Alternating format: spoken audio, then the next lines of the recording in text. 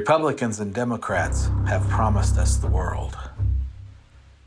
Medicare for all, no child left behind, equity,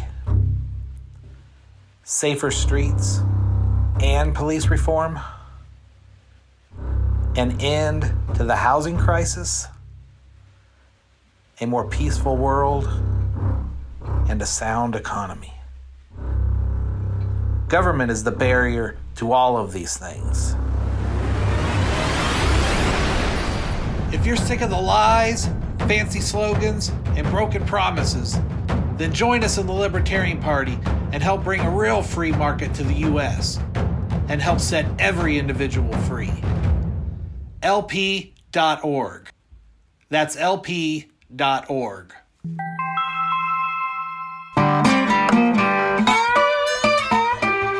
Hello, and welcome back to the Liberty Blues Network. I'm Shawn Osborne, and today joining me from Indiana is Travis Gearhart. How's it going, Travis? Oh, not too bad. How are you doing? Pretty good. So you're running for Indiana State House Region 4, correctly? Is it called Region 4? District 4, but District 4. Yeah, it's been a long time since I lived in Indiana, so yeah, which is crazy that you had reached out to me, because I actually just came out of Los Angeles. I kind of wish you would have reached out to me a couple weeks ago, because I spent about 3 weeks out there on a job site. So, oh man, yeah. So I was just out there hanging out, enjoying the sun, and I get to come home to the traditional Northwest Indiana, slush. So yeah. Did you guys get hit with any of that snow that over there that's killing the Northeast? Not nearly as bad. We got some. I mean, we've got, you know how it is in Indiana. You adjust to it pretty well, and we all got trucks and Jeeps and all that. So we don't have quite the standards that California sets on their vehicles. So we're allowed vehicles that can get around in the snow. But it's been 27 years since I've been back in Indiana during the winter, and it was 99, and I remember there was a blizzard, and I was like, I will not do that again. I barely got out, and I was really wanting to get out because there was a Black Sabbath show I wanted to see, so I had to get back to Los Angeles for the Black Sabbath shows. Yeah. I actually just ordered me and my daughter, my son, and my girlfriend tickets today for Death Clock. All right. I don't know if you ever listened to Death Clock. They were the band from Adult Swim. It was like the cartoon metal band done by Brandon. Yeah, that'll be cool. That's gonna be really cool. We've been kind of looking around and seeing when that comes around. So there probably not gonna be too many more opportunities to see them. Yeah, as we get older. Yeah, that's the way it is with all the old bands, man. A lot of them aren't around anymore. So like you just said, Black Sabbath. That was rough this past year. That was I kind of felt the same way about Ozzy Osbourne as I used to about Betty White. He was going to outlive us all. Willie Nelson, I mean, he's still kicking, but let me knock on some wood here. Yeah. Yes, indeed. Yeah, I was sad I didn't get to see Judas Priest the last time they came into town, but I saw him the previous year. So that Priest is one of my favorites, man. I love Priest, so yeah, that's good. So what was it that got you fired up to run for office? Is this the first time you're running for office in general as a libertarian, or? As a libertarian, yes. So to kind of give you the kind of the 6,000-foot view is I got involved in politics right around the time of the Obama election. Mm-hmm. I had just graduated high school a couple years before that. I started kind of looking into stuff, and I was new to it. I was new to figuring it out. And some of my friends that were a little more versed in it were super excited about this Obama guy. And I was just like, I don't know. Some of the stuff he says, I just don't care that much for. And they're like, oh, what are you, a Republican? And I'm like, I don't know, maybe. And so I kind of looked into it, and I was like, well, not quite, but I guess close enough. So I got involved in Republican politics. Mm-hmm. I actually ran for town council at the age of 25 in town of Hebron. It was a blue, basically steel mill town, high union town. I was actually out at the steel mill at the time. I was in the union at the time. I was a steel worker. I finished my schooling and got into the sales side of it. So now I say I'm not blue collar, I'm not white collar, I'm gray collar. I sell the material, and then I go and I help do the installation. So which is nice. I feel like it keeps you grounded. I feel like I don't want to just, and I don't like sitting in an office all day wearing a suit and tie. That kills me. I'd rather go and get dirty a little bit every now and again. Not all the time, just a little bit. Yeah. And just enough. And so I was working for a different company at the time. They gave me a promotion and they transferred me to Wisconsin. And so I had to leave my town council seat. Again, I was the youngest. I had won the seat. I was the youngest Republican. I was the first Republican elected in that town forever. And I was the youngest person elected to that seat, period. So when I left, my buddy Keith, who now co-hosts my current podcast, but I'll get on that later, he took over my seat. I came back down shortly, a few years up in Wisconsin, got divorced, moved back. The millennial American dream. And we moved back and I ran for county council at large, made it through again as a Republican, made it through at this point, I think I was like 31, early 30s. And that was when I was going through the divorce, and the party at the local level, county level, state level, all together, were really gung-ho about me running at first. And then you get some couple of bigger names in there. And I told him, I said, look, I was kind of talked into running in the first place. And because I was very involved in the party as well, like I managed some candidates. I used to do some blogging. I did a podcast called Matters of Opinion that got fairly big locally. Used to write a column for the local newspaper. So I got really involved at that, to say the least. And so, they kind of showed their true colors when you first of all, you get involved in politics at any level, and you start getting, especially the D versus R type variety, you start figuring out that these guys are all in it for themselves. Everybody makes all these empty promises.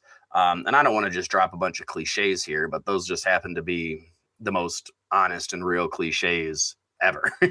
Yeah. So I kind of got real disenfranchised about it. And I just got out of it. In fact, I haven't voted in 8 years. I'll be 40 this year. So I got out of all of it. Said, you know what, I'm taking my ball. I'm going home.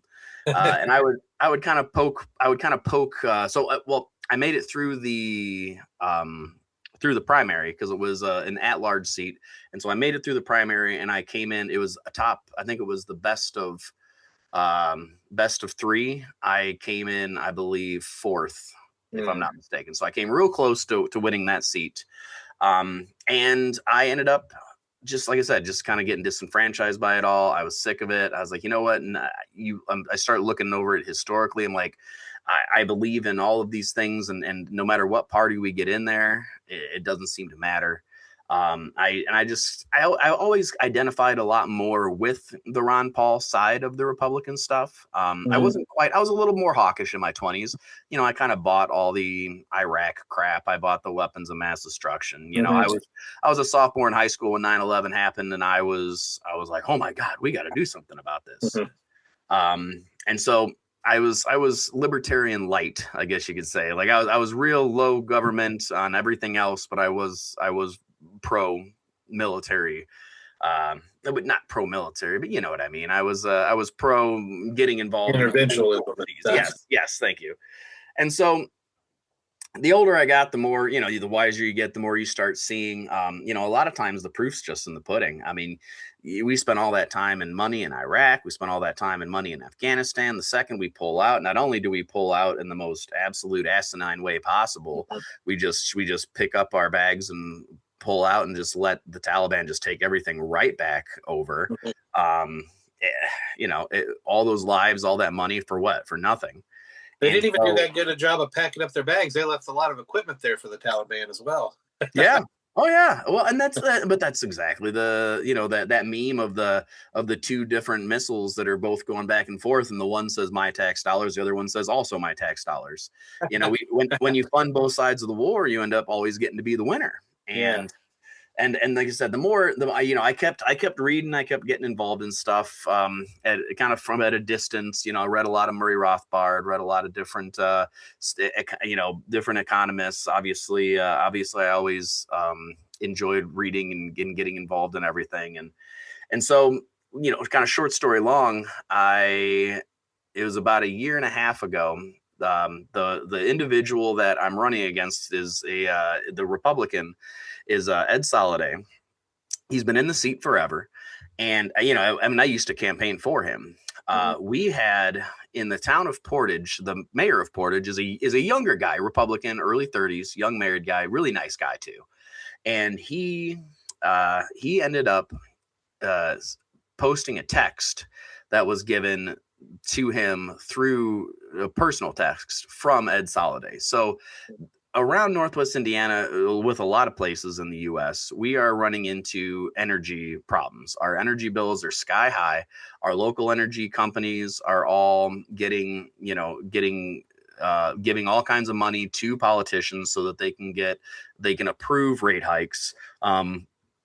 All these data centers that are popping up across the entire country, they're using up resources and making it so that these energy companies have to put in all this money so that they can upgrade in order to handle the load from these data centers. And unfortunately, it's falling on the backs of all of us.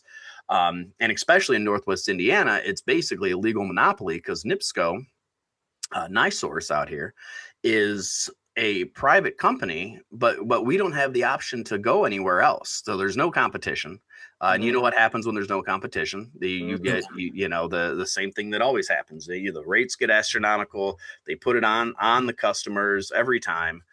So he there was the mayor of Portage made a post on Facebook that I don't want to remember what it was verbatim, but he said something along the lines of we need to contact our representatives. We need to do something about these rising energy costs.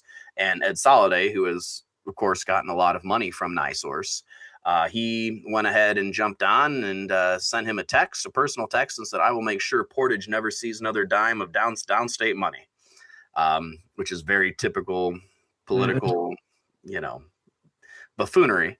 And so he shared that private text and it went viral. It was all over. So I was sitting there and I was talking to my buddy Keith, and he's like, "Well, as much as we talk about this, we should do a podcast." And that's when we started doing that. And I said, while we're doing the podcast, I've been really thinking about officially joining the Libertarian Party. And he's like, "You really think that that's worth the time and effort?" And I was like, I think it is.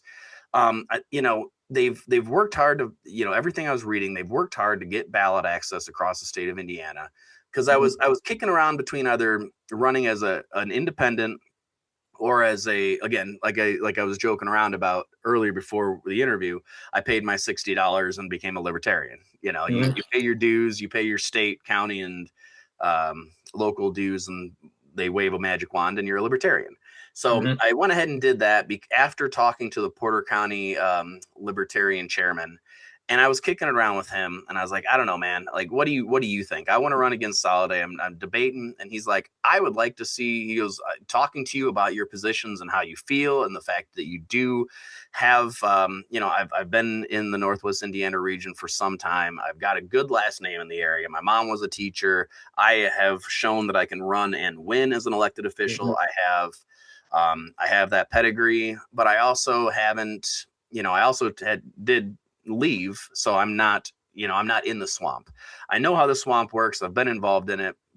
And so I kind of got talked into doing it. And I'm glad I did, because I think that we need to have third party libertarian voices in all these races, because the two-party system is, to me, absolutely broken. There's no broken. There ain't no doubt about it. Yeah. There's no the Democrats.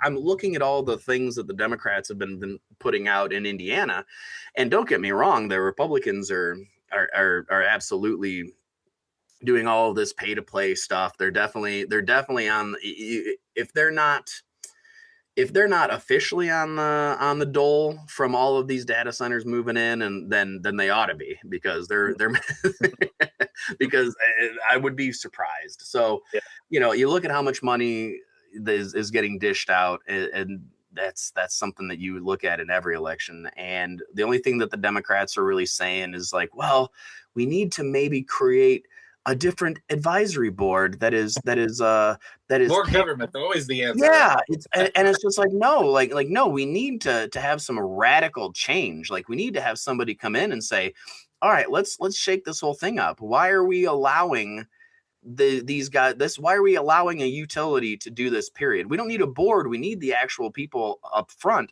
to actually do the work. We need the people that are elected to do it, because that's what governments do, right? They create these advisory boards. They create all these different paths so that they can be like, oh, well, that wasn't me. Yeah, I appointed so and so, but I'll talk to them. I'll get them off the park board. I mean, name it, the water board. All these little boards are all created so that they can have no accountability for anything. And so, you know, that's kind of my general story of how I ended up getting involved in it. I'm actually not the quote unquote official candidate yet. I have to go to the Indiana State convention here at the end of next month, which I'm looking forward to. Justin Amash is speaking. Yeah, So I that's saw going to be that. really That's cool. great. Yeah. So if you come down, let me know, and we'll have a beer. Yeah, I don't think I'm going to be able to make it this summer. I'm getting ready for the national convention in Michigan. So Yeah, getting up here I for that. might go to that. I might go to that too, because when's that again? What's the date on that? Do you know offhand? That's Memorial Day weekend, I believe. Memorial Day weekend. I might do that I think it's too. May 21st. I should know that's my birthday. Nice, nice. So if I can swing it, I'm gonna try to, because I don't know if you're familiar with Mike Saliba. He's a Libertarian congressional candidate in Michigan, in Detroit. And we actually talked with him, and he was the one that kind of brought it up to me and said, "Hey, you gonna go to the because it's where I think it's in Grand Rapids, isn't it?" Yes. Yeah. So I mean, where I live at, I'm so close to Grand Rapids. It just makes sense for me to go to the national one. So Yeah. I think I might go, just just for giggles. And what's the swearing rules on your podcast? Oh, I swear like crazy. Okay, just for shits and giggles. All right. Yeah, yeah. I Yeah. wanted to ask before I Yeah. did. Oh yeah, I'm an old metalhead. It's got to be some swear. You don't look that old. You look like you're probably about my age. I I'll be guess. I don't know. 56. I'll be 56 this year. Oh, no kidding. Well, Yeah. you're aging like a fine wine, sir. Oh, thank you. Yeah, those national conventions are a lot of fun. I went to the one in Reno. That was a blast. Yeah, Back in I'm 2022. looking forward to getting involved in this, because obviously I've always been, I've been to the Republican conventions. I've voted downstate on different bylaws. I've done all that stuff. And it's like any of the conventions. It's a lot of drinking. It's a lot of hobnobbing. You're rubbing elbows. But it was always so stodgy. Like, I always, I wasn't born with a lot of money. I still don't have a lot of money. I don't need a lot of money. I make a decent enough living. I'm happy. I've got 2 teenage kids that I take care of. I was able to get braces for the one. I've got a little bit set aside so that I can pay my bills, and I can put them through college or trade schools or whatever they end up going for. I'm just fine. But I don't. I'm not in that small club, in that large club that that they say, as they say. I don't Yeah. have, my last name's not Bush or Rothschild. Yeah. I'm just I'm a few generation in. My last name's Gearhart. My dad's from Pennsylvania. We were German immigrants. Blue collar workers. My grandpa was a truck driver. My other grandpa was actually like a nuclear engineer. So it's kind of 2 different sides of that. But my dad's, he retired working in the same type of stuff I do, working with steel mill work. So I'm happy about doing that. I'm proud of that. I like what I do. I like how I do it. I don't need to. And so for that reason, I always felt kind of out of place when I was down hanging out, because you had just a lot of people that were just really really trying their damnedest to get into whatever congressman's pocket they could. And it was always just kind of pathetic to me. And I was like, I don't know, like I'll drink your beer and whiskey a little bit. I'll drink you under the table, quite frankly. But I'm not like it's the same thing. I don't know how you feel, but like when I do go to like hardcore and metal shows and I meet the bands, I've been with friends and stuff that've been like, oh my God, can you believe we just met so-and-so? And I'm like, hey, what's going on, man? Nice to meet you. Hey, so you're the singer of August Burns Red. Sweet. Well, hey, man, you did a good job. Awesome show. I moshed a bunch. Thanks. Appreciate it. I just walked away. I don't need these. Like, what do you want? A picture or an autograph? Listen, man, they're flesh and bone. They seems like a nice guy. But I don't need maybe a quick picture with him. But I don't know. That's just always been how I've looked at it. Yeah, you don't want to get all starstruck, especially for politicians. That's the worst thing. Get that cult of personality. Well, that's what we're seeing with Trump. There's so many people that have gotten so starstruck with him that, and don't get me wrong, like I was already, I can say that I've never voted for him. And I'm happy about that. Yeah. But that's also because I haven't voted in, again, 8 years. So I just don't want to get myself that locked in with anybody, right? Like you're not a politician isn't supposed to be like your favorite reality TV star, and that's unfortunately what we've got, right? Yeah. I mean, I'll argue with people, with different MAGA people online, and the shame of it is I probably agree with them on 70% of issues, right? Yeah. Like if we went through the issues one by one, I would probably get a chance to hang out and have a beer with them, and I've got plenty of buddies that are super MAGA, and we can have very polite conversations, but I'll tell them like, you're on this, and this, you're just wrong, bud. Yeah. MAGA before he got elected this time was a little better than MAGA is right now. They seem to have lost their way on quite a few of their promises there. That's not what they ran on. Yeah. Right? I mean, my God, if you want to look at it, Thomas Massey's more MAGA than anybody. Yeah. I was watching before we got on there. He got on the House floor earlier today, and kind of brought it to the DOJ again, saying, hey, he had a list of different people that are getting arrested overseas and different people that have dropped off different boards and stuff. And he's like, what are we doing? Are we not, And he brought up what's his name, old cross-eyed, doing the beers, drinking the beer at the what's his freaking name? I'm Chase Patel, right? Yes. Cash Patel. Cash. I don't know why I said Cash. Yeah. I don't know why I couldn't think of his name for a second. I like it. There's a couple of people I follow online that call him Cash at PayPal. And that's a good one. Yeah. So, but again, I didn't have a problem with him being in the U.S. locker room, celebrating, having a beer. On the surface, I'm okay with it. That's fine. If there wasn't this monumental thing, that's cloud that's hanging over his head, if he would have actually, they would have had some perp walks and he would have said, hey, we're working on stuff. I took a day and I went to the Olympics and I had a nice day. I don't begrudge anybody that, right? It's probably on the taxpayer dime, but you know what? It's probably less money. It's definitely less money than we send to Israel or Ukraine. So whatever, man. Like I'll let him have the pennies on the dollar. That's fine. In principle, I disagree, but I'm also not, I'm not a monster. I want everybody to have a good time. So, but that's not what's happening, right? What's happening?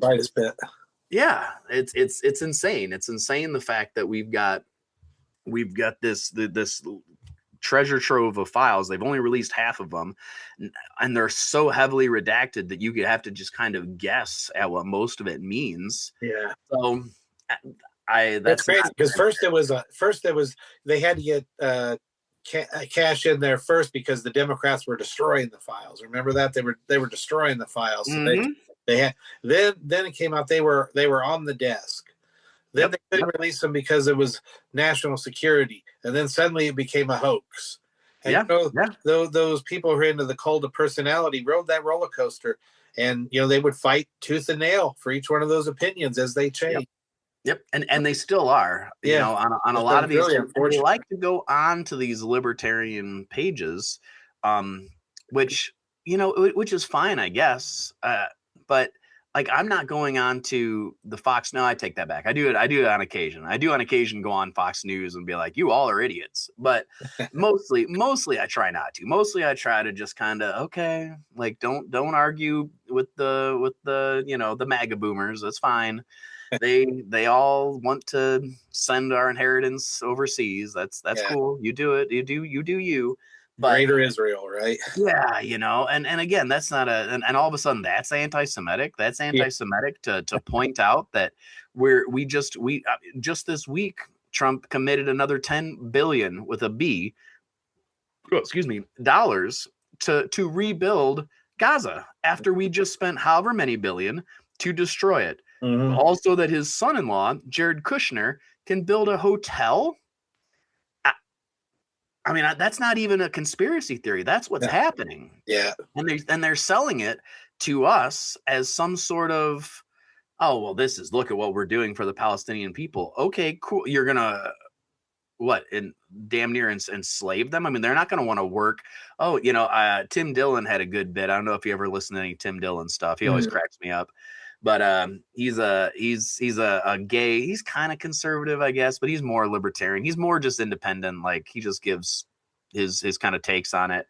And he kind of has a bit about it when he was talking about the hotel, and he's like, "Oh yeah, this is this hotel right here. This used to be right over there. That's where I used to live. This used to be my house, actually. Yeah. Oh, can I get your bags, please? Can you maybe tip? He had a little bit on it that was pretty funny, but I mean, funny in not like a haha way, but like, oh, geez, that's actually probably pretty real." Well, then you had Huckabee just saying, was it yesterday or today, said something about how he feels that the Israeli military is actually more ethical or something on that line than the U.S. military. Imagine a U.S. official saying that about any other government's stuff. You'd had the military would have been going ape shit about that. Yeah, I don't see any outrage. He would have been. He should have, if that sort of talk, he should have been fired on the spot. Yeah, absolutely. On the spot. There's no reason whatsoever to have somebody there that's going to have that type of opinion about, well then get out. Or if that is the opinion that you have, then you need to if you say that, then say, yeah, I actually went to President Trump and we're addressing that issue immediately. Okay, then I'll wait and see what happens, right? Like that's fine, but you and I both know that's not the case. No. See, I thought at first you're going to go where he said that he thought that they should be able to take over, all the way to the whole western front, and Tucker Carlson was like, what was that? And he kind of walked it back after that, but at that point, well, that's not what they want to do. But you just said that if that is what they wanted, you would be okay with them taking over all the rest of these countries surrounding them. Yeah. I don't know. And of course, that's all national stuff. That's got very little to do with my race, but that's still it's still a part of it, right? Yeah. Like you're still a part of the state government. I mean, you still take those things into consideration when the state of Indiana. Well, I don't know if the state of Indiana does. I'd have to check. I should probably know this, but I don't know off the top of my head. Has any sort of Israeli rules put into place where if you decide not to work with Israel, I don't think we do. I don't think the Hoosiers do, but similar states have rules that say if you can't boycott Israel. Yes. I think Texas might. Florida definitely does. Yeah. So I don't think Indiana does. I don't think they're quite that ballsy. Because Indiana's a red state, but man, there's a lot more. It's a northern red state. Yeah, right. They've had. I mean, we had for the longest time. I mean, Evan Bayh, a Democrat, he was a moderate Democrat, and he was a pretty popular Democrat. He was a pro-business, pro-gun Democrat, and a lot of the Republicans would split their votes and put him in.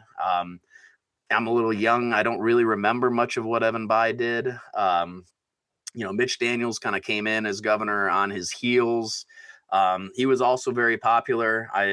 In hindsight, a lot of people are kind of pissed off about the toll. Oh, I don't know how much you know about the toll road deal. Yeah. The privatization of that. Well, then, had the state of Indiana last year that voted to allow any state or any road in the state can be marked and turned into a toll road. They passed that legislation last year. Huh. Uh-huh. Not going in the right direction on that. I'm not so much against that. As long as I'd rather pay a toll than a tax, I think, because then so I don't really know how that would work. Like I don't know how it works over there, because I know here in California they keep giving us more taxes, and right. then they just throw all that money away. So they keep adding these taxes, but it just never seems to go anyplace. Well, our roads are definitely not in good shape. A toll is basically a tax. I mean, the problem is that it so disproportionately affects the people that drive around and live in the area, right? So I understand that you have to be able to take care of things, and you have to make sure that you're able to bring funds in, but at the same time, there are other options for you to bring funds in. One of the things, so on my website, I started off. When I started looking at my platform, I said, you know what? The things that I wanted to take, all the things that I hated about being a two-party slave, so to speak, and I wanted to do this my own way. I wanted to do this, I wanted to come into it kind of fresh and say, here are 6 points. This is what I'm focused on. Yeah, we can talk about other things, whatever, but for the most part, I'm going to go in there. It's a 2-year position, or 2-year term. So these are my 6 points. And so number 1 on it is term limits. So obviously that's such an easy one to me. It's unbelievable to me that we allow these guys to live off the government dole, right? Yeah. I mean, and that goes every state, every level of government. Both parties. You got Mitch McConnell's, the Pelosi's, and we had what's her face from California, Feinstein. I mean, she didn't even know where the hell she was at. She made Biden look cognitive. Oh yeah, and but they just keep pushing them in there, and that all has to do with big money. But not only that, but if you have somebody that public opinion right now on, let's just use the war in Iran, right? Is about 21% of polled people on a collection of of many different polls in the U.S. It's around 25% of people are for war with Iran, right? I don't know where they find those people, but okay, that's fine. Well, most of those people are probably 65 and above, are probably in that poll, because fuck it, why would they care, right? Yeah. They're not doing it. I mean, it's going to be their grandkids. It's going to be their kids. So you wouldn't have that issue if you did put term limits in, because and funny enough, I was having this conversation with a guy that's running, and he's actually a Democrat. He's running for state rep as well, but he's running for a different seat. It's a different state rep seat. He's a little further south. I think he's District 7, if I'm not mistaken. Tyler Bridges, but nice guy. And we had a good chat on my podcast about it. And he had said even age limits, and I wasn't willing to go there. I was like, I think you can get a little dicey, because you start saying, oh, well, you're ageist. I don't, I'm still plenty cognitive. So to me, if you just implement solid term limits, you really solve the ageist problem, because most people don't decide to start running for politics when they're 85, right? Yeah, right. So usually they're 85 and they're on their 7th term. So if you just establish term limits, you're probably taking care of that issue. Yeah, I think so. So, and then I made a public pledge as well, that I will only serve 2 terms if elected. So and honestly, any more than that, you would have to put a gun to my head. I do not want to retire on the public dole. I make fine money doing what I do. I want to show up, do my thing, and then go home and be with my family. To me, it's a service. To me, it's if you're deciding to run for public office, and you don't kind of sigh as you say that you're doing it, you're probably not the guy for it. Right. Yeah. Yeah. That's true. Yeah. Those that want that power are the ones you don't want to have that power. Yes. I don't want to. I gotta do it. Yeah. It's because I know if I don't do it, the alternative are the people that you don't want in power, right? And usually that comes with big money and big problems. So number 2 on my list of 6 is the legalization of cannabis. Yes. And so this is where people over there in Indiana even people that don't smoke, that really, really want this to happen. Yes. But there are so many that don't. There are so many teetotalers, many like super holier than thou kind of. And again, I'm not a non-religious person. I'm not super religious, again, which is fine. You can do whatever you want to do. That's the libertarian point of view, right? Right. Yeah, that's why I said that was the sort of stuff that put me out on the outskirts of the Republican stuff and made me go, I don't think these are my guys. But it's just looking at the numbers. I ran all the numbers, and since Illinois in 2020 and Michigan in 2019, which you mind right where we're at here in Northwest Indiana, it's from where I'm sitting, it's a 20-minute drive west, 20-minute drive north. I'm going to be in maybe 30 and 30. I don't know. Regardless, depends on traffic. But you can buy legal weed. Easy peasy. Mm-hmm. Illinois in 2020 and Michigan in 2019, since they legalized recreational cannabis use, they have brought in almost $4 billion in tax revenue. Yep. That's money leaving Indiana every time. Yes. Without a doubt. And so that's where, like you said, you wouldn't mind a toll. And I guess if we absolutely had to, but we don't have to, because we haven't actually, if you've already exhausted all of the other options, and that's the final thing. Yeah. Toll versus tax. But here's the other problem. They're still pushing for a wheel tax in Indiana. So they want to do a toll road and a wheel tax. What's the wheel tax? Like so they get more tax because they have more wheels?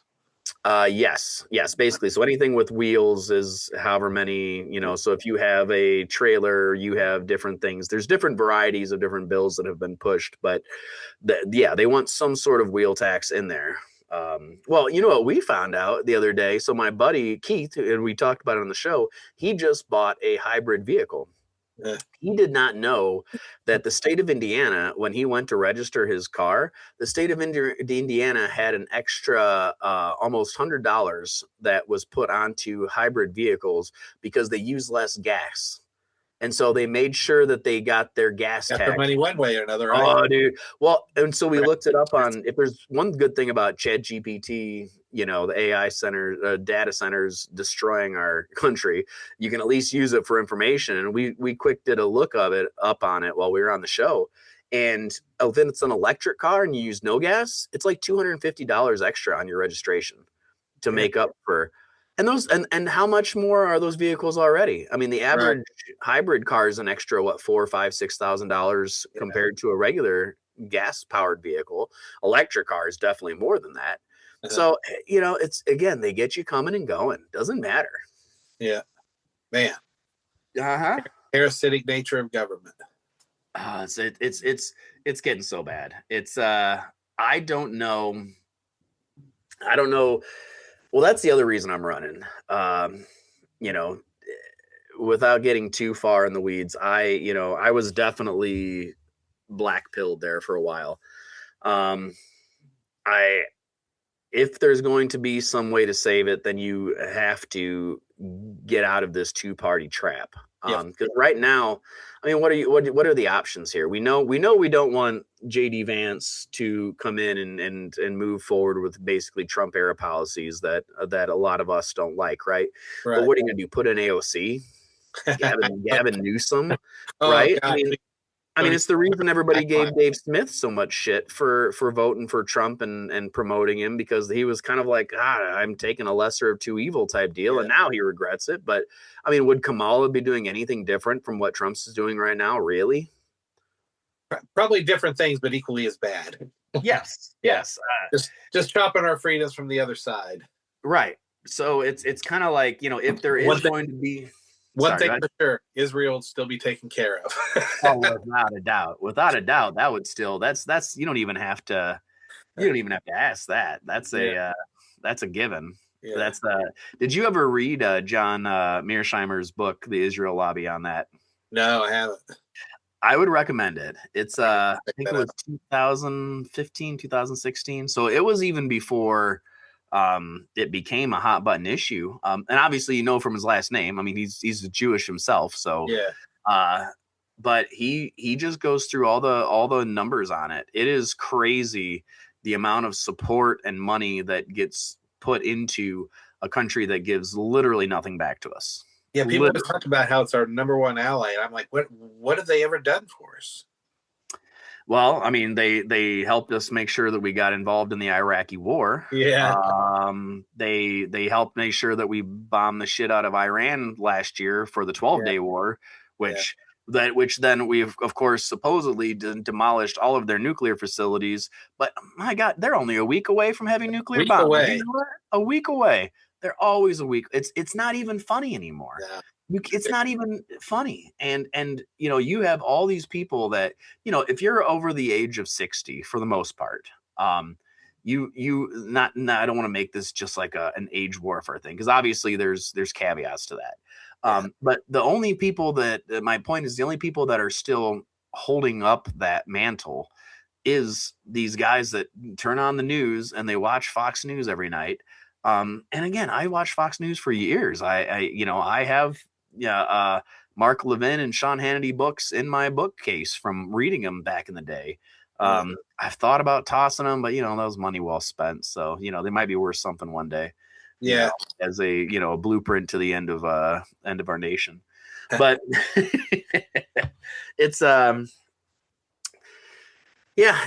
but my point was, though, that I coming around my original train of thought was that I got into running for this because I do feel like we're coming to an impasse, and if we don't get a lot more independent minded, libertarian minded people that are willing to come in and really shake things up and really say, all right, we're going to do away with this whole thing right here.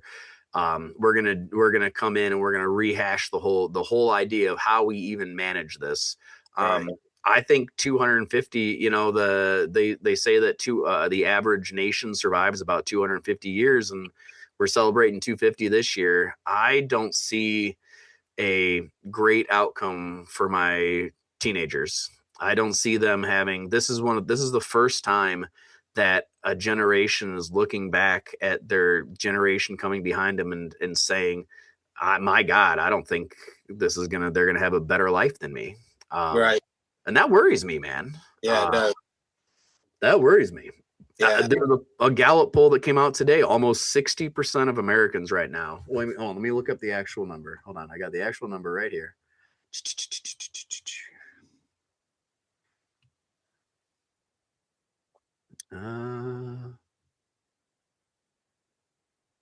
Here we go. I'm sorry, 59.2. Gallup shows U.S. adults' optimism about their future has declined to 59.2%. And mind you, that's Gallup. Uh-huh. That is literally the lowest rating for that ever in 2026. That's where we're at. That's why I'm running. Yeah. What are the odds of me, where I'm in a red county, in a red state, where obviously there's a blue wave coming. I think anybody with two eyes can see that Democrats are going to take back the House, at least, maybe the Senate. Yeah. Not that that's going to change anything, though. I'm hoping there's a lot more people like you and I that show up and vote, and not just vote, but you got to have people that actually will run for office, right? Because even if I don't win, I want to be able to have people look at it and say, "Oh man, he didn't win, but holy shit, he brought in 23% of the vote. Yeah, right. That's pretty good. Yeah, Holy cow. That's and then that because again, I don't think I'm going to win this time around. You never know. I'm going to run to win. I'm going to push it. But this race and the next race and the race after that isn't a race to put necessarily libertarians in seats.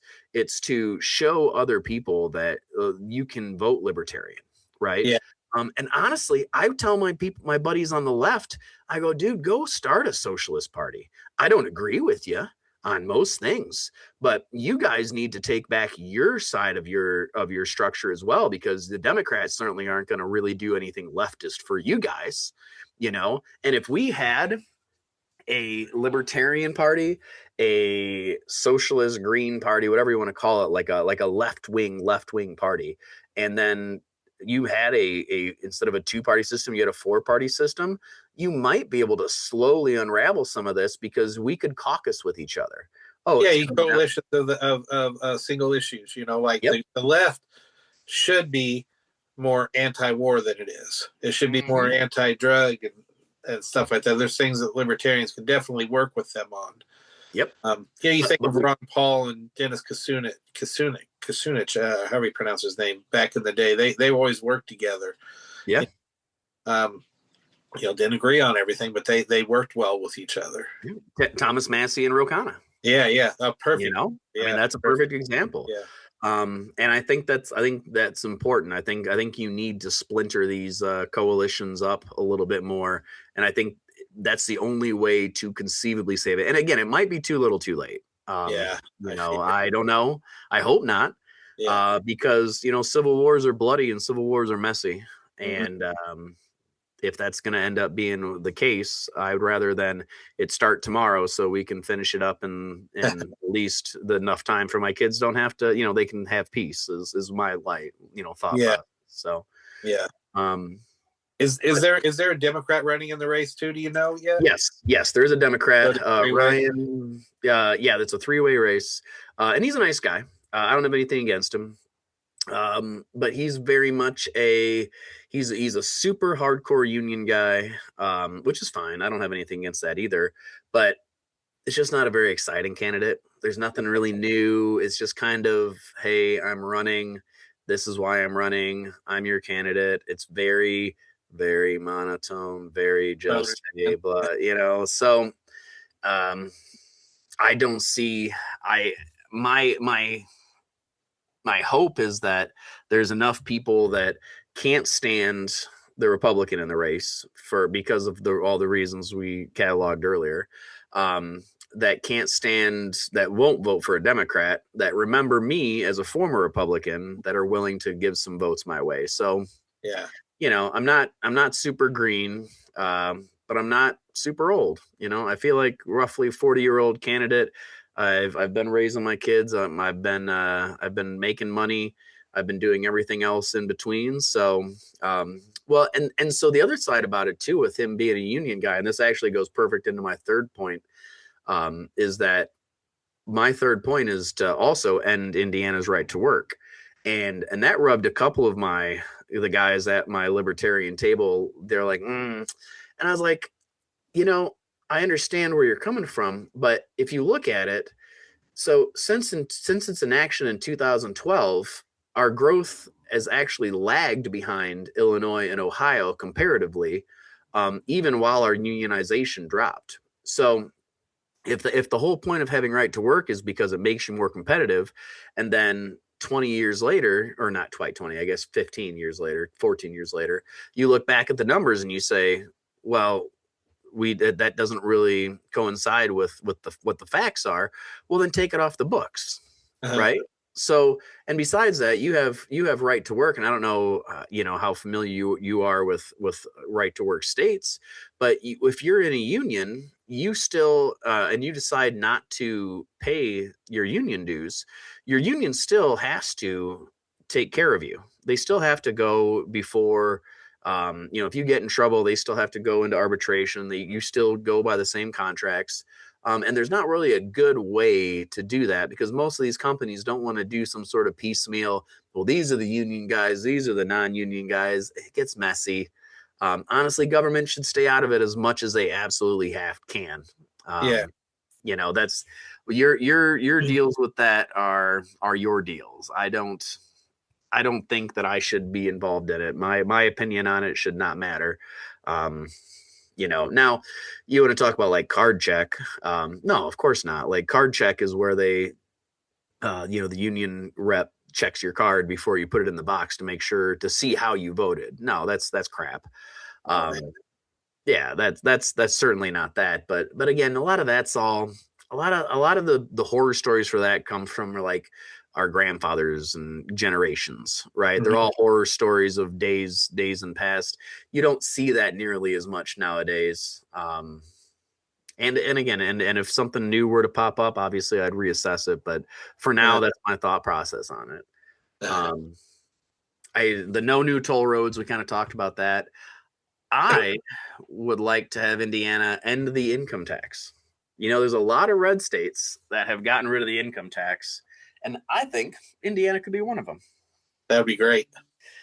That would be. And now I know you're like, oh God, hearing that living in California, that's got to be.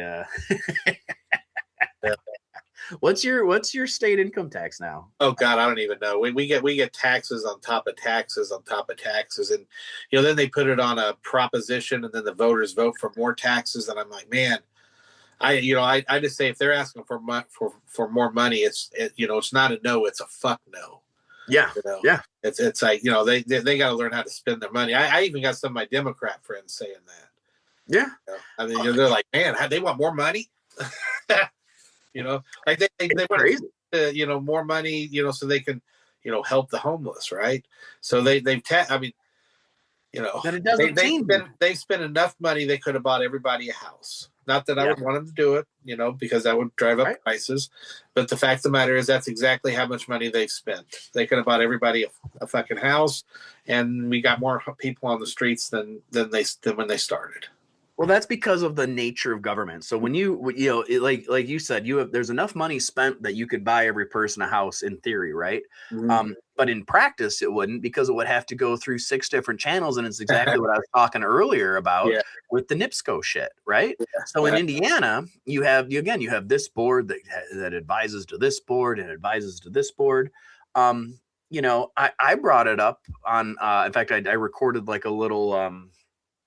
Thing for my Substack, and I kind of like my position on that stuff, and I said, really, if you think about it in the terms of like electric companies, right? We give them mini bailouts every month because when let's say you're having trouble paying your bill, right? If you're having trouble paying your electric bill, and I'm sure you guys have similar programs in California as we do in Indiana, you reach out to the electric company, they send you over to a different department, they get you hooked up with the paperwork, they take care of it so that the state comes by and says, hey, we'll go ahead and take care of this guy's bill. I see that he got laid off last month. All right, the state, they'll take care of it. And that's a good safety net. I'm not suggesting that safety net shouldn't exist. But the reality is then you have a company that never has any bad debt. They never have any risk. So if you're pumping out all this electricity, you never worry, man, I wonder if I should really pump electricity into this house. They're not going to be able to pay their bill because the government's going to come in and pay their bill for you no matter what. So you don't have that concern. You know that the CEO of NIPSCO got himself a, well, hold on. I don't want to misspeak because I think I don't want to misspeak. I like that, fact checking yourself, right? If there's one thing that I've learned over the years, listen, I just keep Chat GPT pulled up here because how much did the CEO of NIPSCO? It takes 3 seconds. NIPSCO make last year. I just want to remind myself. I want to say it's 12 million. Times is hard.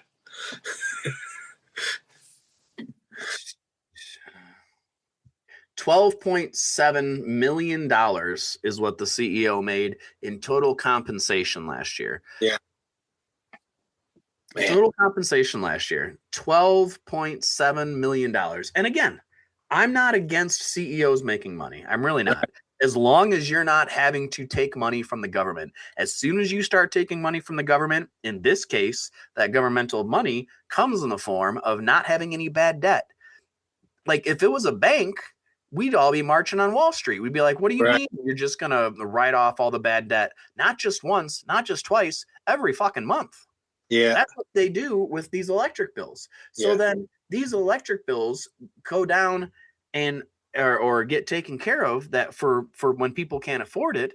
And then you're going to go ahead and give your CEO so the year before that he made 7 million.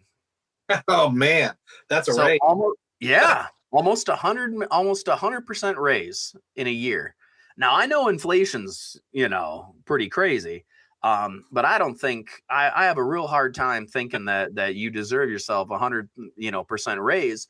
Yeah. And then you go to the board of Indiana, the IUHRC board, whatever, I forget the acronym. And you cry poor and you say, well, we need to be able to raise these guys' rates. We gotta do all this.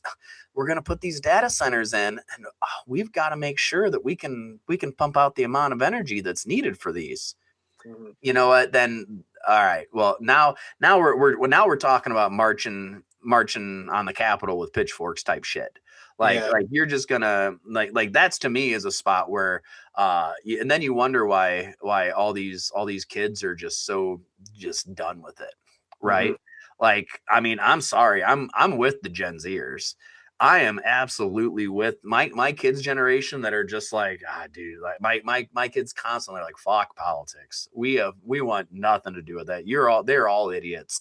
And I mean, you can't blame them. No, you can't.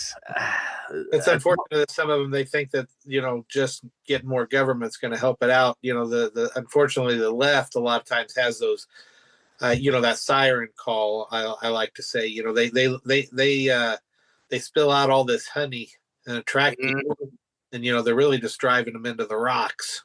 It is. It's real easy to be on the left. It's real easy to be like, well, you should just be fine. Well, why do you care about somebody's, trans rights or whatever? And again, as a libertarian, I absolutely don't want anybody to feel, I'm not saying that you should have any issues with what anybody else is doing, but I'm also don't think that the government should fund reproductive surgery when you're under 18. I don't think the government should fund it, period, quite frankly. Yeah.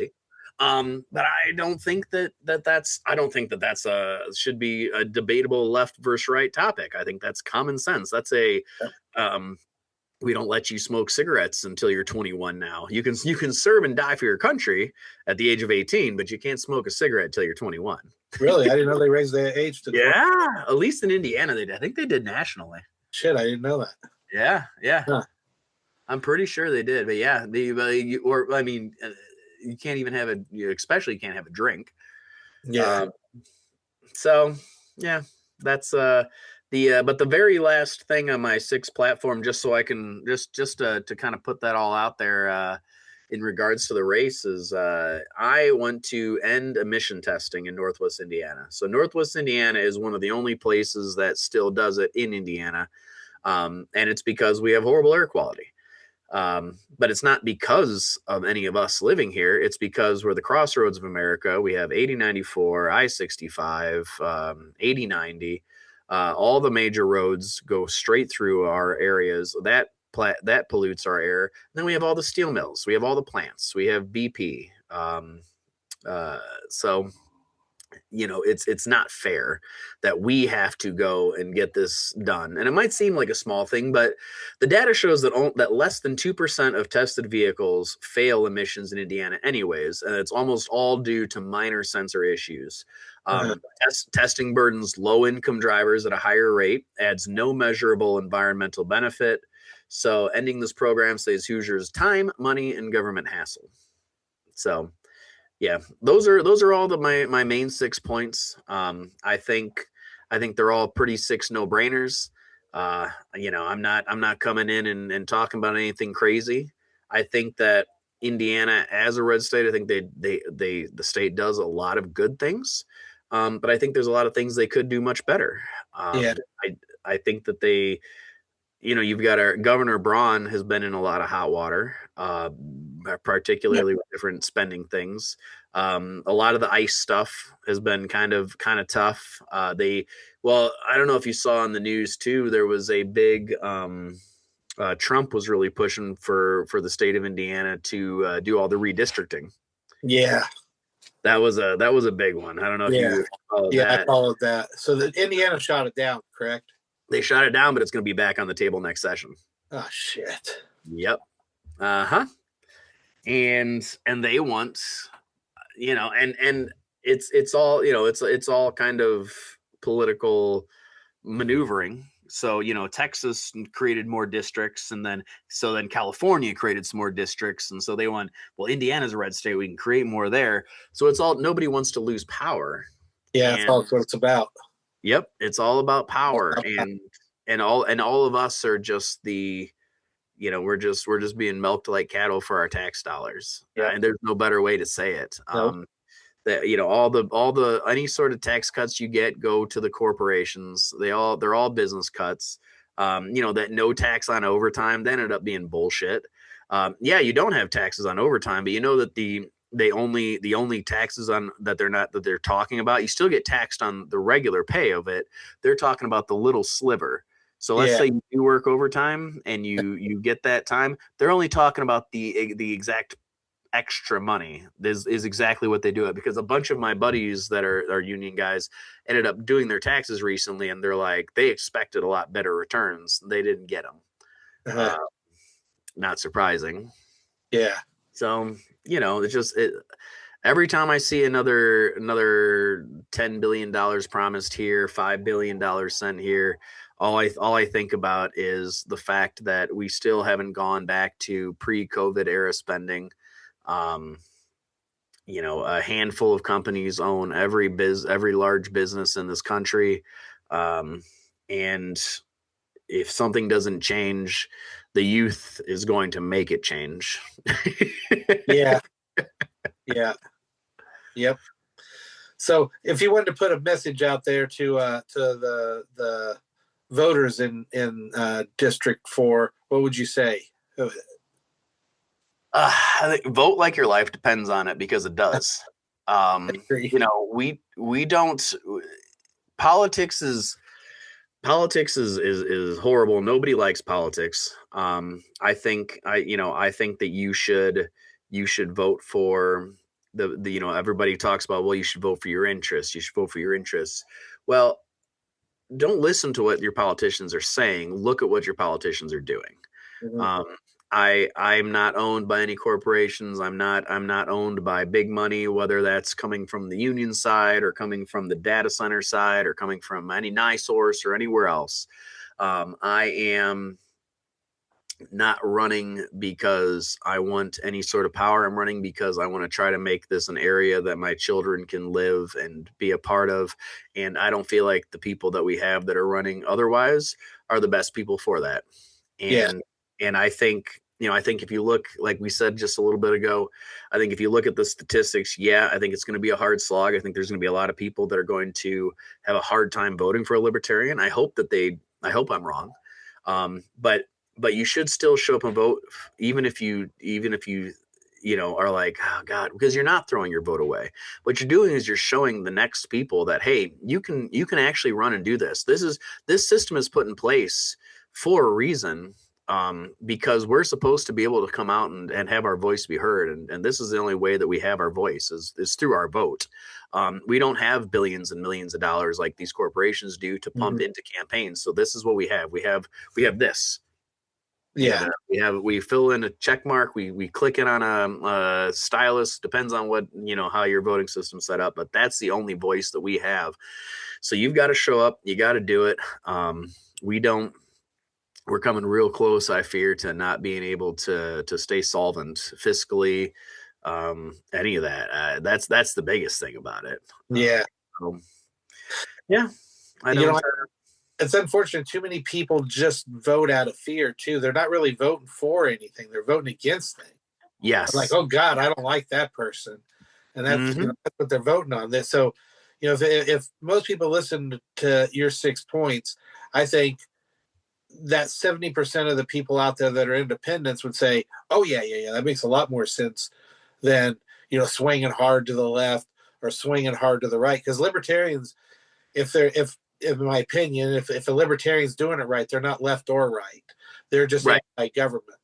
Like we had a big controversy out here in California that we got rid of our platform and just went with the national platform. And we had back in 2022, we had really trimmed the platform down and took out some verbiage that some people were upset about and this and that.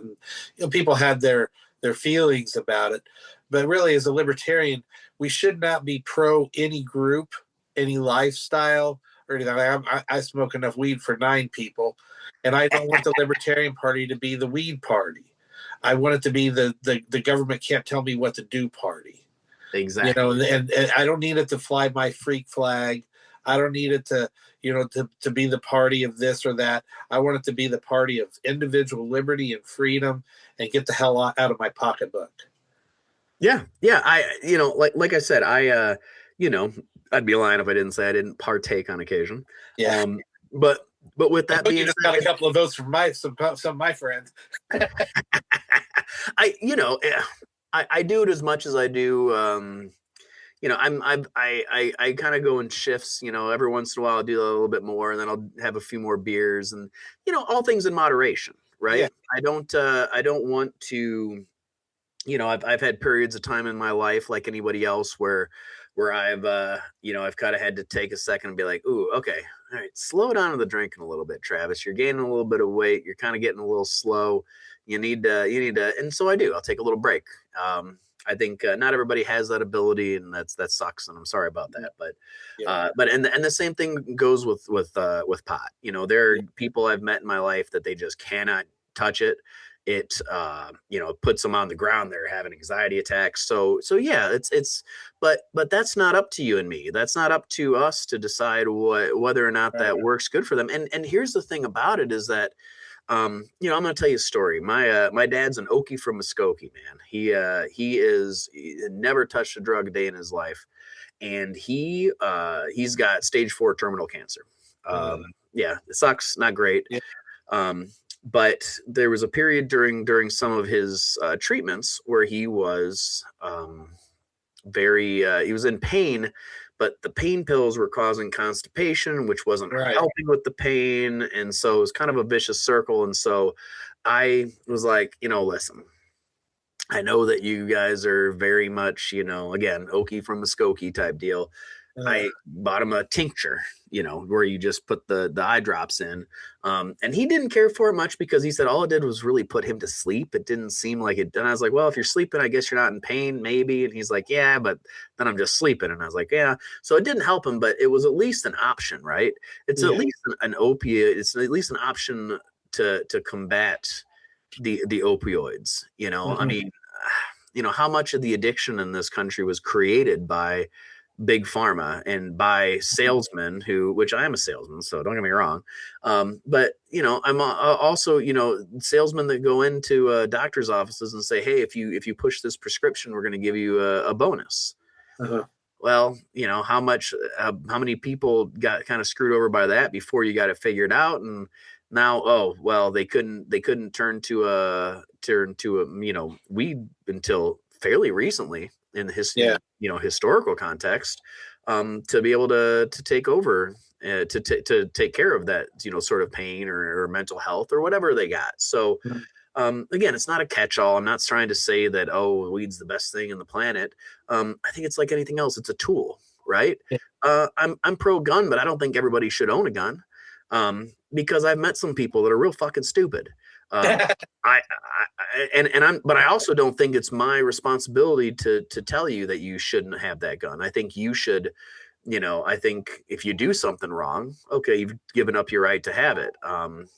That's not up to the government to tell you that, when you start letting other people set your standards, right? That's where the issue for me comes into. Yeah. I love guns. Again, I own several, and I'm not like a habitual carrier. Uh-huh. I don't feel like I need to Rambo myself around. I don't open carry. I'm not like, oh, look at me. I got the best, biggest gun. I dig it. I like going, clay pigeon shooting. I like taking the AR out, doing some shooting. But I'm also, like I said, I'm not this guy that's a real dickhead, having it hanging off my back and at the bank, right? Like guys like that, and you're like, why are you trying to start a fight, man? Like you're not doing anything to help. Like just and I used to work with a guy that used to say, open carry is like having a 10-inch dick. Every once in a while, you just got to pull it out to let everybody know you have it. And I'd be like, okay, man, like it's fine. But again, I like you said, with all that being a libertarian, um, it doesn't seem to, you don't want, I'm not necessarily pro or against anybody doing anything. I just do your own thing, dude. You Yeah. have your life. I'm excited about getting involved in the Libertarian Party. I just pulled it up because, like you were talking about the national platform, the Indiana chair is in the running for the national position this coming time around. Yeah. Evan McMahon. I don't know the guy from Adam. I've never met him, but I'm excited. The first year that I'm jumping into the race and stuff, we've exchanged some messages back and forth. I was hoping to get a chance to see him at the Indiana holiday party, but of course, the both weekends that they were going to do the holiday party, they ended up canceling them for snow. Welcome to Northwest Indiana.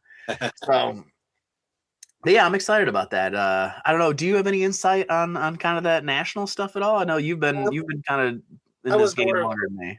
I'm a member of the Mises Caucus, so I was a big fan of our former chair Angela. So I've had good interactions with Evan. I wouldn't vote for him for national chair though, because I think he just goes against some. Sometimes I think he takes stances against Mises just because it's Mises, and I definitely don't like his ties to Nick Zarwak, the former chair before that. I take issue with that. I will say that's all good information. That's what I'm trying to learn some of that stuff. I don't know. I'm a virgin. Yeah. I will say that Indiana in general did not have a lot of conflict with between Mises and non-Mises people, Okay. And me as a Mises person, I tend to not have conflict with anybody. I have people on who are not Mises. I have I had Evan on my podcast before, So yeah. I think we're a small enough party. We can't be dividing ourselves on those kind of issues and that kind of nonsense. I'm for liberty more than I'm for anything else. So that's the way I take it. That's the way I see it. And I've always been a big Mises fan. Like I definitely, I've never heard, again, I'm fairly new to the big L Libertarian Party. I did hear a little bit on, listening to like Dave Smith a little bit. He talk about the Mises. Yeah, he's great. Yeah. I like listening to Part of the Problem quite a bit. What's that other one? Don't Tread on Anyone. That's a good one. Keith Knight. Keith Knight. Yeah. Excuse me. Yeah, he seems he's got a good show. And that's what I'm hoping to do. Like I said, like I was excited when you reached out. I think that there's a good group of different people doing podcasting, doing this sort of I feel like this is where the real decisions and real thoughts are being put out there, right? Yeah. Like, this isn't a 5-minute soundbite on Pierce Morgan. Right. This isn't on Sean Hannity on Fox News. Like, you're talking out, you're flushing out ideas. And I've talked to people on my podcast and they've made a good point. And I'm like, you know what? I've never thought of it that way. I'm going to do some more research. Hey, thanks. I like that. Like this is the old school, Greek and Roman sit around, not even, we'll go even more current than that. This is, 1776, Thomas Jefferson, John Adams, and all them sitting around the bar talking about their ideas of how we're going to form this country. Like, I feel like that's where we're at right now, right? Yeah. Like, Like even the Democrats I've had on, some of the Republicans, the younger ones. There's a lot of people that are just real fed up with the direction of it, and I'm really hoping that there is something still to be saved. Yeah. Yeah. Yep. So what areas are in District 4? Is it like multiple counties? What cities and like it's what? primarily Porter County, around the Valpo area. Let me pull the map up real quick because I don't again just like I don't want to misspeak because there's no reason to. Yeah. Yeah, I'm at my home county of Tippecanoe County. They've always had really good Libertarian Party. I mean, last election they had a full slate of candidates, but they couldn't get somebody to be the chair because the chair moved out of state, and so I think the whole party at Tippecanoe County folded. I was really kind of bummed out about that. Yeah. Oh. No, that's not right. Oh, that's House District 4. Hold on. ChatGPT is being an idiot. Yeah. Indiana State Rep District 4. Yeah, that's I'm excited to like I said, getting involved in it at this ground level is very it's ChatGPT is being stupid. It's but it's primarily like Valpo. It comes up into Chesterton a little bit, down to Couts. But it's kind of a long district, so it's primarily kind of goes down Route 49 and collects a lot of those areas. So I wanted to have a lot better idea, but I don't have a map handy, so I might be missing a couple little enclaves. You know how the other districts are all written up. But like Valparaiso, Michael Telesky is the Porter County Libertarian chair, and like I said, he was kind of the guy that I'll credit him with letting me know that we want you, basically. When it came down to when we were looking at whether or not I wanted to run as an independent, because I had heard a couple of people that from back in the day that were like, you don't want to get involved with the big L libertarians. It's okay to be a small L libertarian, but God, what's the big joke is that every libertarian meeting is just everyone sitting around telling each other how they're not libertarians. Yeah. Not so, far from the truth, but yeah. Yeah, and so that's fine. But I still felt like this was my home. I still felt like this was the group that,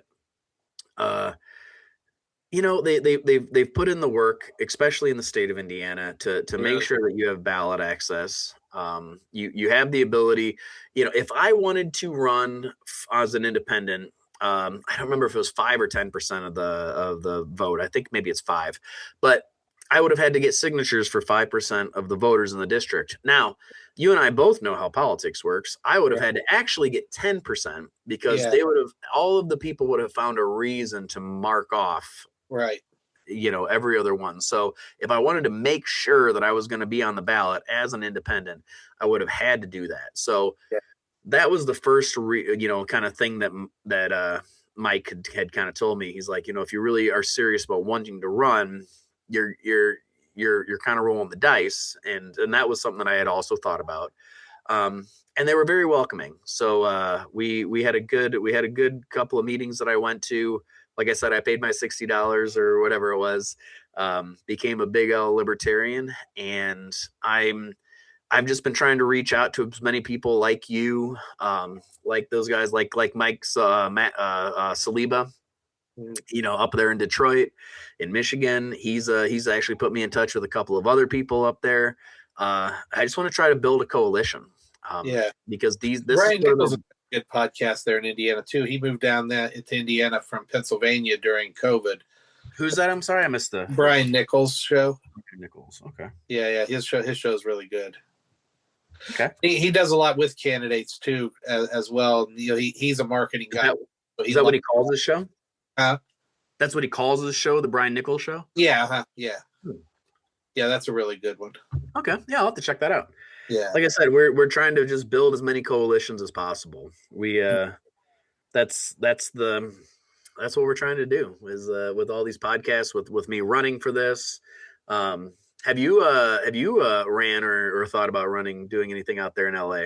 I that's actually how I got started. I was going to run. I joked about it, and I was going to use it because most of my music is politically oriented, and I was just going to run for office and talk shit. And I never did. And then one day I got a call from a former chair of the state and asked me if I wanted to run for office. I was like, shit. I was like, well, I got to go talk to my family. So I did try, but I got a really late start, so I didn't get the signatures. That was so I am going to. I want to find a race here where it's so often Democrats run unopposed. I want to do it where it'll just be me against a Democrat, and that'll be fun. That would be fun. That would be fun. Yeah, that'll be fun. And I think I could make some headway in that realm as well, because I came to the Libertarian Party from the left. I was a union type Democrat, okay, and everything. So I came to it as a civil libertarian, as somebody who's environmentally friendly and stuff. And that's one of the things I really like about our governor candidate is he's really into the environment, the free market results for the environment and stuff like that. So. Yeah, I will. I find that this is, I have a lot of fun doing the podcast. I like to talk to people all over the country and stuff like that and have candidates on. So I guess it'll be a little different once I start running for office or something like that. But I do a don't see any reason why you should make it different though, man. I mean, yeah. Honestly, again, I'm partial because I'm doing that right now. I'm running for office, and still doing all the podcasting, not without a second's hesitation. Because I you know what? Fuck it. Yeah. Oh, I'm not worried about like saying a conflict or anything. I'm just talking about time. Because I'm committee, the judicial committee. I'm on all kinds of stuff out here. I'm neck deep in it. Yeah, that's true. That's true. Yeah, see him. Yeah. I'm not on a lot of boards yet, so I got a little more time to rabble rouse after hours. Yeah. You guys got a lot of good libertarians to have on there, like Donald Rainwater, James Seack, and Andrew Horning. I've had Andrew on and Donald Rainwater on a few times. Okay. So I need, if you have any of those, their contact info, I'd love to get a chance. Just shoot it over to me because all right. I'd love to. That'd be well. We didn't start our podcast up until last December, so we're still we're only 3 months in. Yeah. Well, that's what's another fun one is I have a bead on possibly Vermin Supreme. Yes. Yeah. We're in talks right now to get him on the podcast. Yeah. That'll be a fun one. I think that'll be fun. I definitely did not want him to be our presidential nominee. Well, yeah. Yeah, but yeah, I mean he's an all right guy. He came in with Spike Cohen, so I'm a big fan of Spike. Yes, I followed Spike for years. Yeah. Yeah, even before I was a big L, I followed Spike and always respected him, loved his shared all of his stuff. Then that's another one I'd love to get a chance to meet. And I'm sure actually if I go to the national one, I'll probably get a chance to bump into him. So yeah, he'll be around. Yeah, so, he's a highly intelligent individual, man. He's a lot of fun. Without a doubt. Yeah, I haven't seen a take of his. I could see him being being a good presidential. Well, who's been making a lot of waves and she got real. She started getting a lot more vocal and posting a lot more. I think old Jorgensen's taking another stab at it. That's what I think. I don't know. I'm just guessing, but I've been following her since she ran the first time. Was that 2 years ago, 3 years ago? Oh, that was 6 years ago. Or was it that long ago? Yeah. That's how I know you're getting old. Yeah. I like her. She definitely was not my favorite choice that year. She's a good libertarian, but she's not very fiery. And I know, but she's getting fiery now. Have you seen some of her stuff? That's what I've liked. I'll have to see that then, because she needed to be a little more fiery for my taste. That was kind of my same kind of assessment. I remember following her and being like, I don't know. She's kind of mousy. She's a little quiet, kind of like, I think that maybe we should, just, like you said, just kind of quiet, not fiery enough for me. But a lot of the stuff, especially with a lot of this Epstein stuff, she's got a little bit of a fire lit under her ass. I've seen her really getting involved in stuff. And again, I've never met her. I'd like to. Yeah. But yeah, I've been noticing, that was one thing that I've noticed on a lot of her social media. She's been really starting to get out there and push. And I'm like, ooh, you running again? You running again? Yeah, I'll have to look into that then. Yeah. So, do you want to give out any of your websites and your social media so people could find you there, and let everybody know the name of your podcast so they can hit you up there?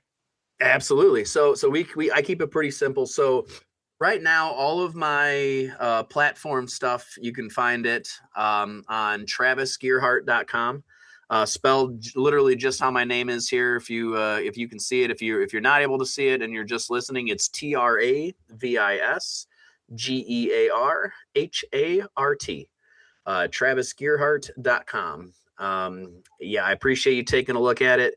On TravisGearhart.com, I also have links at the bottom. One goes to my Substack. I do a litany of writings on different topics, primarily political, but I do a little bit of music, some music writing as well. I like to, that's a little bit more of like my artistic outlet with my writing. It's got my Facebook to my, and that my Substack's called Ramblings of a Modern Romantic. I'm not going to spell that out. But it's got my Instagram, my Facebook, my email to my email's gearhartlibertarian@gmail.com. And then it's also got a link to our podcast website, which is disenfranchisedpodcast.com. Just as it sounds, disenfranchisedpodcast.com. And if you go there, it's got a brief little bio of me and Keith and our past history. Keith has not quite jumped on the Big L libertarian bandwagon yet. He prefers to stay a little more independent, but his story is very similar to mine. That's why we named the podcast Disenfranchised, because we were two Republicans that, became disenfranchised with the system, with the party, with everything. And that's kind of where we base our thoughts and everything off of. All of those, I mean, you can Google that, or not Google it, but look that information up we're on all the platforms: YouTube, Rumble, Spotify, Amazon Music, Apple Music. So all the places that all the podcasts are at, we're there. So we appreciate anybody giving a listen, giving support. We have some really good, we actually just did an interview with a guy that was actually from Northwest Indiana region. And he worked with the Biden administration and was in the immigration department, which is a really cool Democrat, obviously. Yeah. But that's kind of the point of what we like about the podcast. Like, we've had libertarians, Democrats, Republicans. We like having different people of all kind of ilk. And I've thought about maybe doing kind of an individual, strictly libertarian show, kind of like what we're doing right here. Yeah. For myself down the road. But we'll see. Like you were just saying about having time and all that.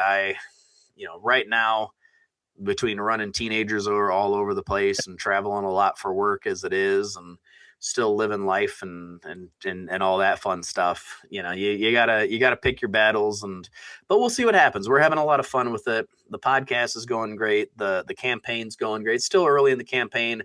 In fact, if you look at the campaign page, if you click on the donate page, that doesn't even have a link yet, primarily because I'm still waiting for a couple of people who have to agree to be my treasurer. I'd like them to do it so that I just don't want to fall on my face with any stupid stuff, right? I don't want to accidentally have money go here that shouldn't go there. I've been out of the game long enough in the state of Indiana. I'm sure there have been some campaign finance laws that have been passed and done.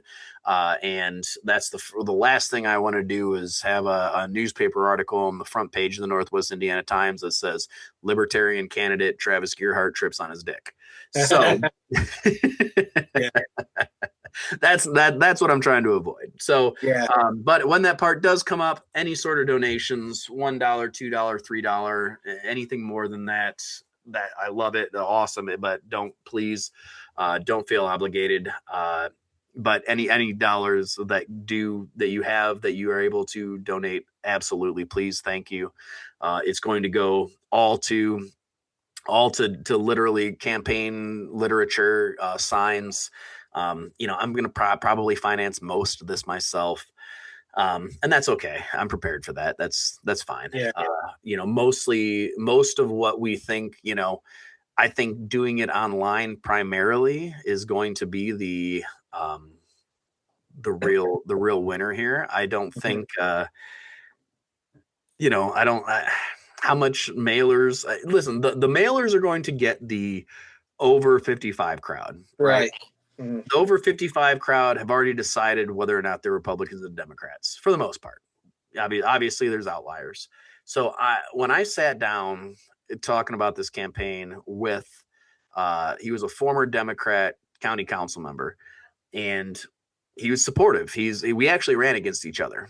And we sat down, I bought him lunch, and we talked about this campaign, and I was trying to get him to be my treasurer. He might still, I don't know. We'll see. But he was asking me, he's like, so are you, he's like, I've never really done like a Libertarian campaign. So are you trying to get more D's to come over or more R's to come over? And I go, don't give a shit. I'll be honest with you, Dan. If you're already in the D or R camp, I don't want you. I'm looking for anybody under 40. That's what I'm trying to get. I'm trying to get the young people that don't have a party yet and don't have a loyalty. If I can talk you into it, if you're a 55, 60-year-old Democrat or Republican and I can talk you into it, awesome. Fantastic. Yeah. I hope I change your mind. But I know that it's a lot harder, right? Yeah, absolutely. So that you'd mentioned earlier, like like paying the dues. Like a lot of people, I don't think realize that just registering as a Libertarian really doesn't do much for the party. We don't get money from government. Our candidates don't get money from government. So when you actually, if you're an independent, and you actually like what Travis is saying here, you should register as a Libertarian, join the party, and without a doubt, that's where the money comes from, so that he can get commercials and fight back against the two-party system. It's so important that people, if you're living around and you see, you looking around and you see nobody's really standing up for what you believe in, then get active. Then you got to be the first person to stand up and do something. So I really appreciate you joining us in the Libertarian Party. And, you're lucky you're in a great state like Indiana, where they got such a wonderful Libertarian Party over there. And so many Libertarians. Yeah. No, I really do. Again, it's been a long time coming. I do. I think it's going to be, like I told you earlier, I feel like it's the home that I should have probably switched over to some time ago. And I'm looking forward to getting involved. Like I said, I'm not trying to, I'm not trying to run for chair next year. I'm not trying to do anything like that. Like, I'm not trying to come in and cause any ruckus. I want to come out. I want to get as many people to join up with the cause. I want to try to save our union. I want to run. I want to keep podcasting. I want to just keep doing what we're doing right here, exchanging ideas, flushing stuff out, man. It's I feel like there's a bit of a renaissance coming, and I think that the Libertarian Party is at the tip of that spear, quite frankly. That too. Yep, absolutely. I wouldn't be wasting my time if I thought there was no hope. Yeah. Right. Yeah. So I'm with you, man. Yeah. Well, any final words before we wrap her up here? No, hey, thank you so much for having me. I definitely want to have you on to our podcast as well. We'll obviously, I've got your information now. I know I got your phone number. I'll shoot you a text. We'll get you on our show too. Sounds good. And again, any sort of information that anybody wants, go to travisgearhart.com, TravisGearhart.com, or disenfranchisepodcast.com. We're open books. You can find ways to reach out to all of us. We want to, if you're a Libertarian candidate, obviously come on our show as well. If you're in the area, I don't care, man. Give us a shout. We want to create a network across the entire U.S. of people just like this. I mean, Shawn, I didn't know Shawn from Adam until he reached out to me because we were on different Libertarian meme pages, right? Yeah. And he was like, "Hey, you look interesting. You want to talk?" Yeah. Cool. And that was it. That's and I'm looking forward to keeping this network going. So thank you again so much, Shawn. We'll definitely be in touch. Yep. Yes, indeed. And any libertarians out there who listen to this, you want to run for office, you're an activist, hit me up. I'd love to have you on the show as well. So thanks to everybody for listening to Liberty Blues today. You can follow me on X at Mad Shawn Osborne of the Liberty Blues Network on Facebook. My Instagram is This Might Make You Mad. My latest album out there is Free People. You can hear some of the tunes on the Libertarian playlist on Spotify. It's a bunch of libertarian musicians out there. So try checking out their music and help us out with the algorithms. Check out our sponsor, Shroom Garden, for your mushroom growing fun. And let's see what else. Check out the latest album wherever you listen to music at. It's think of Woody Guthrie minus the communism. Traditional American folk style music, liberty themed as all hell. And we'll see you on the next episode of Liberty Blues.